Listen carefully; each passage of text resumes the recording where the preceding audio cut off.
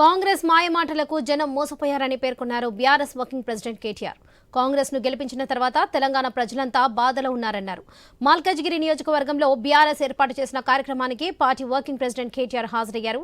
కాంగ్రెస్ నుంచి బీఆర్ఎస్ లో చేరిన పలువురికి పార్టీ కండువా కప్పి ఆహ్వానించారు. ఒక పార్టీగా 24 ఏళ్ల ప్రస్థానం చిన్నది కాదన్న కేటీఆర్ దేశంలో రెండే పార్టీలే చాలా దూరంగా ప్రయాణించాయన్నారు. కేసీఆర్ నాయకత్వంలో తెలంగాణ ఆకాంక్షలు నెరవేర్చిన పార్టీగా తెలిపారు. కాంగ్రెస్ బీజేపీ రెండు ఢిల్లీ పార్టీలుగా తెలిపారు. అసెంబ్లీ ఎన్నికల్లో హైదరాబాద్ లో 16 సీట్లు గెలుచుకున్నామని గుర్తు చేశారు కేటీఆర్. జిల్లాలో మాత్రం సీట్లు కోల్పోయినట్లుగా తెలిపారు.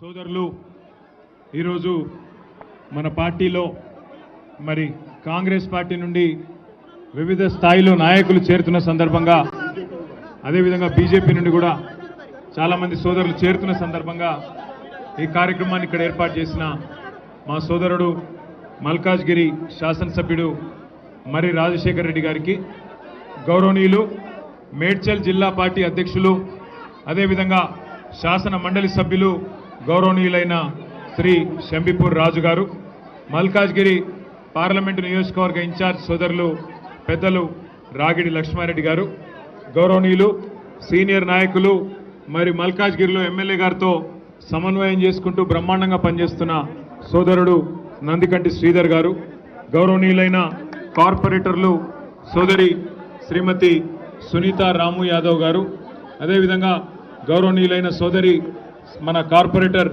శ్రీమతి విజయశాంతి శ్రీనివాస్ రెడ్డి గారు, అదేవిధంగా సోదరి సబితా కిషోర్ గారు, మాజీ కార్పొరేటర్లు సోదరులు మన జగదీష్ గారు, ఇంకా హనుమంతరావు గారు, ఇంకా పేరు పేరున మన అన్న పరశురామ్ రెడ్డి గారు, హనుమంతరావు గారు, ఈరోజు సూర్యనారాయణ రెడ్డి గారు, అదేవిధంగా పార్టీలో ఈరోజు చేరుతున్న సోదరులు హేమంత్ పటేల్ గారు, అరవింద్ గారు, బంటి గారు బీజేపీ నుండి, భూపాల్ సింగ్ గారు, అదేవిధంగా ఆసు గారు, బాలా గారు, సునందారావు గారు, పేరు పేరున వారితో పాటు ఈరోజు ఈ కార్యక్రమాన్ని విజయవంతం చేసిన మా ఆడబిడ్డలందరికీ, అన్నాదమ్ములందరికీ పేరు పేరున శిరస్సు వంచి హృదయపూర్వకంగా నమస్కారాలు, హృదయపూర్వకంగా ధన్యవాదాలు.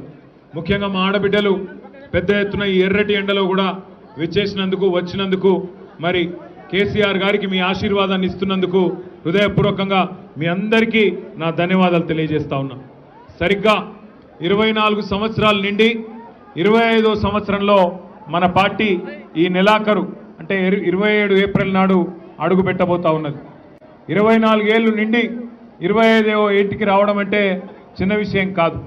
ఎందుకంటే మన తెలుగు రాష్ట్రాల్లో ఒకనాడు ఆంధ్రప్రదేశ్గా ఉన్నా ఈరోజు తెలంగాణ ఆంధ్రప్రదేశ్గా వేరుపడ్డ ఈ 76 సంవత్సరాలలో స్వాతంత్రం వచ్చిన తర్వాత చాలా రాజకీయ పార్టీలు పుట్టినాయి.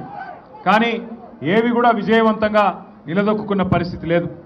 రెండే రెండు పార్టీలు, ఒకటి ఆనాడు స్వర్గీయ ఎన్టీ రామారావు గారు స్థాపించిన తెలుగుదేశం పార్టీ ఒకటైతే, ఈరోజు రెండవది తెలంగాణ ఆత్మగౌరవ బావుటాను హిమాలయాల స్థాయికి ఎగరవేసి తెలంగాణ రాష్ట్రాన్ని సాధించి మనందరి కలను నెరవేర్చిన కేసీఆర్ గారి నాయకత్వంలోని మన గులాబీ జెండా మన బీఆర్ఎస్ పార్టీ అనే మాట నేను మీకు విజ్ఞప్తి చేస్తా ఉన్నా.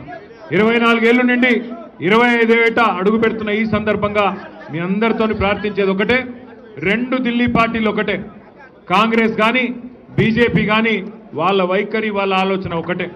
వాళ్ళకు కావాల్సింది ఢిల్లీకి మూటలు పంపేటోళ్ళు ఇక్కడ మన ప్రజలను అవసరమైతే నష్టం చేసినా సరే ఢిల్లీకి మాత్రం మూటలు పంపి సీట్లు కాపాడుకునేటోళ్ళు మాత్రమే వాళ్ళకి కావాలి. ఒకసారి ఆలోచించండి, ఎట్లున్నా తెలంగాణ ఎట్లయింది.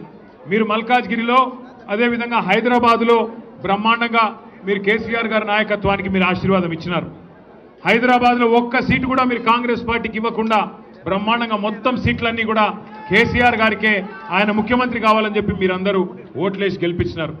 మనం 16 సీట్లు హైదరాబాద్లో గెలుచుకున్నా దురదృష్టవశాత్తు మరి జిల్లాలలో ఏదైతే వీళ్ళు అత్యాశ పెట్టినారో, కేసీఆర్ గారు ₹1,00,000 ఇస్తే నేను దాని మీదకి వెళ్ళి తులం బంగారం ఇస్తా అని, కేసీఆర్ 10,000 ఇస్తే నేను 15,000 ఇస్తానని, కేసీఆర్ 2,000 పెన్షన్ ఇస్తే నేను 4,000 పెన్షన్ ఇస్తానని ఏదైతే మాయ మాటలు చెప్పినారో ఆ మాయ మాటలకు ఇవాళ మోసం జరిగి ఇవాళ రాష్ట్రం మొత్తంలో అందరూ బాధపడతా ఉన్నారు. రాష్ట్రంలో ఇవాళ ఎవరన్నొక్కరు సంతోషంగా ఉన్నారంటే ఒకే ఒక్కడు రేవంత్ రెడ్డి తప్ప ఎవ్వరు సంతోషంగా లేరు. ఆఖరికి ఆయన మంత్రివర్గంలో ఉండే మంత్రులు, ఆయన కింద పనిచేసే ఎమ్మెల్యేలు కూడా సంతోషంగా లేరు, బాధపడతా ఉన్నారు. అందుకే నేను మిమ్మల్ని అందరినీ కోరేది ఒకటే, ఒకసారి మోసపోతే ఒక వ్యక్తి చేతుల్లో ఒకసారి మోసపోతే తప్పు మనదైతుంది, వాళ్ళదైతుంది.